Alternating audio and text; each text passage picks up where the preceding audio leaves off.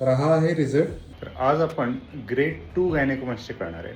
जसं काही तुम्ही बघू शकता की या पेशंटला गायनेकोमॅस्टिया आहे, बायोलॅटरल गायनेकोमॅस्टिया आहे आणि लेफ्ट साईडचं बघितलं तर निप्पल प्रोजेक्शन बऱ्यापैकी पुढे आहे आणि समोरच्या बाजूला आहे आणि त्यावरच ब्रेस्टचा माउंट पण बऱ्यापैकी दिसतो. तर आपण काय करणार आहे, याला लायपोसक्शनने ट्रीट करणार आहे आणि ट्रान्सनिप्पल ग्लँड एक्सिजन करणार आहे. लायपोसक्शनमध्ये आपण इथे एकदम काखेत एक छोटासा इन्सिजन घेऊ आणि निप्पलच्या कडे एक छोटासा इन्सिजन घेऊ आणि जेणेकरून इथलं जे काही फॅट असेल ते आपण काढणार आणि त्यानंतर ग्लँड पण आपण सेम इन्सिजन काढणार आहे. तर सर्जरी होऊन 7 तास झालेले आहेत. आता आपण पेशंटला डिस्चार्ज करणार आहे. तर या पेशंटचा मी तुम्हाला रिझल्ट दाखवतो.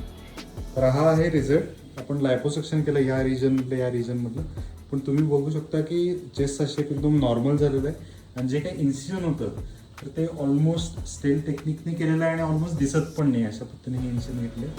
मग लॅटरल व्ह्यूमध्ये दाखवतो की आधीचं तुम्ही जर फोटो बघितला तर हे निप्पलचे प्रोजेक्शन पुढं होतं, चेस्टमध्ये काउंटर होता, शर्ट घातल्यावरती दिसत होतं. पण आता मला वाटत नाही की शर्ट घातल्यावरती हे काही निप्पल वगैरे जास्त दिसतील असं.